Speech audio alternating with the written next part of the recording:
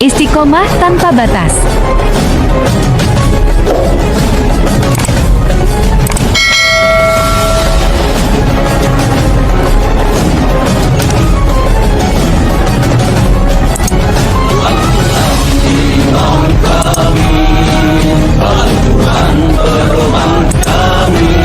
Yuk tonton sampai selesai supaya tidak gagal paham.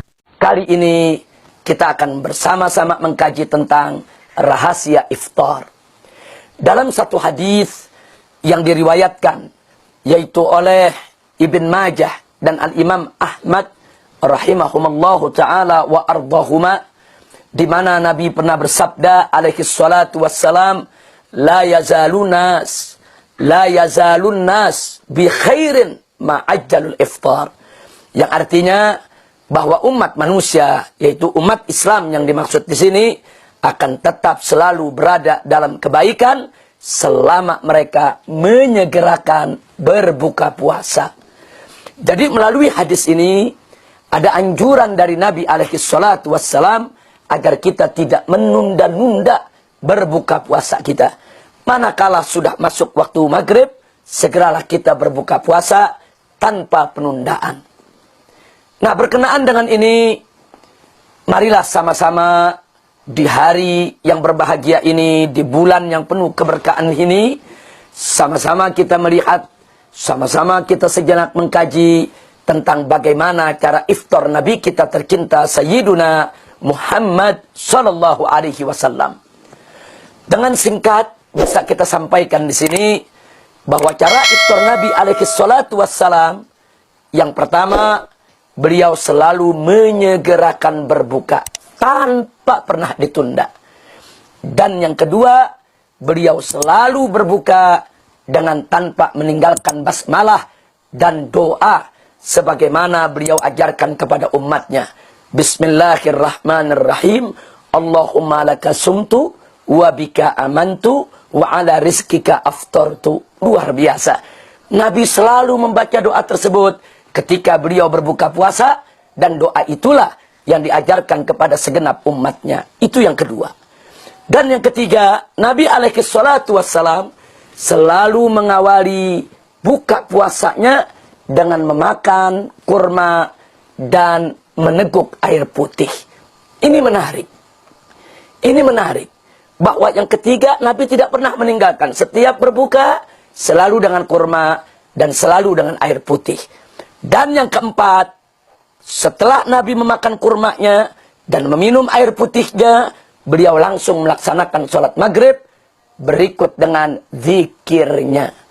Baru setelah usai beliau melaksanakan sholat maghrib dan zikirnya, barulah beliau makan makanan yang berat, seperti makan roti yang terbuat dari gandum, seperti makan daging, dan lain sebagainya.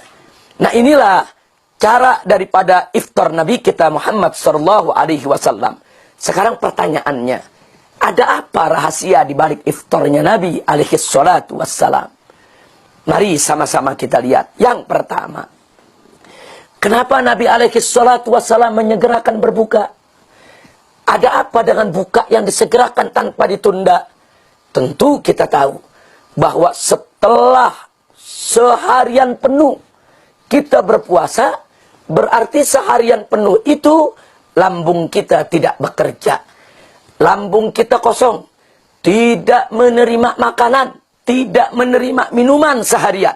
Sehingga begitu datang waktu berbuka, tidak layak lagi untuk kita memperpanjang, yaitu lambung yang kosong, memperpanjang lambung yang tidak bekerja, memperpanjang rasa lapar dan haus kita. Kenapa? Sebab itu berbahaya bagi kesehatan organ pencernaan. Jadi cukup sudah seharian berpuasa, langsung kita berbuka pada saat telah datangnya waktu maghrib. Kemudian yang kedua, kenapa di dalam berbuka puasa Nabi membaca basmalah dan membaca doa? Tentu sama kita maklumi, yaitu tidak lain dan tidak bukan karena di dalam basmalah, di dalam doa ada keberkahan yang tersimpan dari Allah Subhanahu wa taala. Bukankah Nabi pernah menyatakan dalam satu hadis, kullu amrin dibalin lam yubda'u fihi bi bismillahirrahmanirrahim fahuwa aqta. Setiap urusan yang memiliki arti jika tidak dimulai dengan bismillahirrahmanirrahim, maka dia terputus daripada keberkahan. Nah, maka itu kenapa Nabi memulai dengan basmalah dan doa untuk mendapatkan keberkahan dari Allah Subhanahu wa taala. Yang ketiga, lalu ada apa dengan kurma? Kenapa berbuka puasa ini dianjurkan untuk memulainya dengan kurma dan air putih? Kurma mengandung glukosa yang sangat tinggi.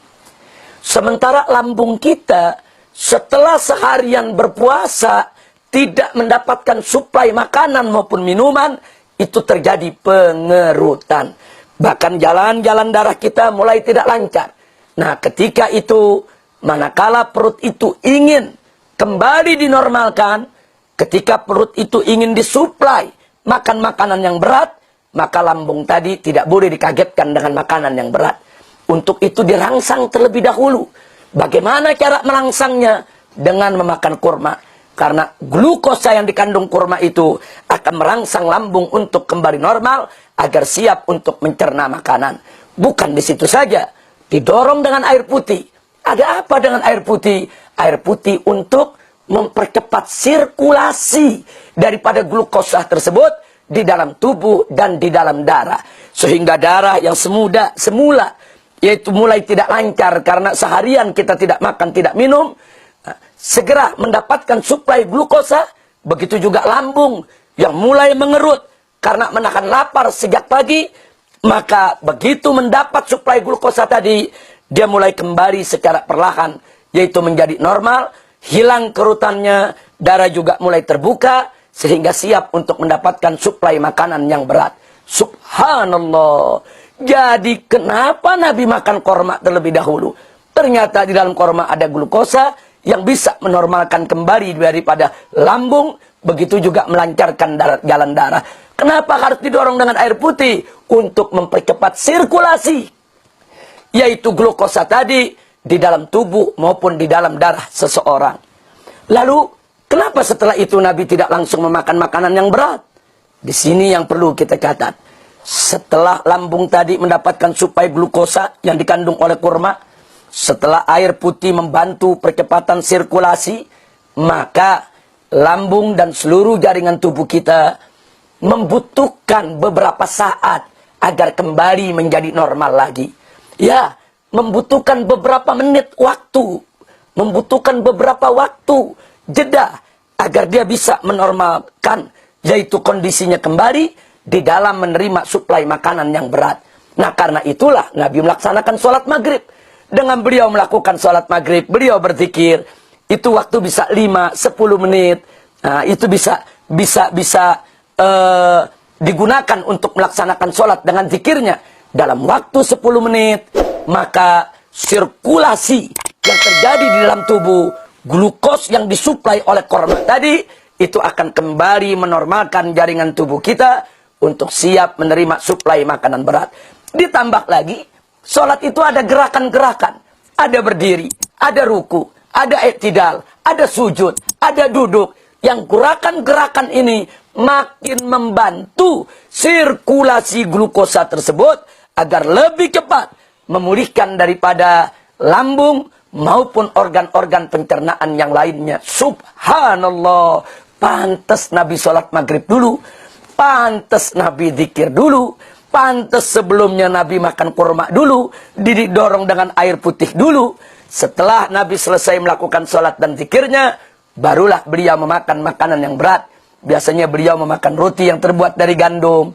Ditambah dengan dagingnya. Ini semua makanan keras. Seperti kita di Indonesia memakan nasi. Kemudian dengan lauk pauknya. Ini semua makanan keras. Jangan langsung kita memakan makanan yang keras ketika kita berbuka puasa. Beri kesempatan kepada lambung untuk menyesuaikan diri. Beri kesempatan kepada organ pencernaan untuk mempersiapkan diri di dalam menerima daripada suplai makanan berat.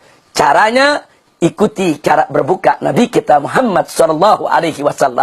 1. Segerakan berbuka. 2. Baca basmalah dan doa. 3. Jangan lupa makan korma dan minum air putihnya. 4. Setelah itu sholat maghrib dan zikirnya. 5. Barulah memakan makanan yang berat. Insya Allah Kalau kita lakukan puasa dengan cara Nabi alaihi salatu wassalam, bukan hanya kita mendapatkan pahala, akan tetapi lebih daripada itu, kita mendapatkan keberkahan dan kesehatan kita bisa terjaga. Setelah menyaksikan video ini, jangan lupa bersolawat kepada baginda Nabi Muhammad. Shollu ala Nabi Muhammad. Allahumma sholli alaihi wa ala alihi.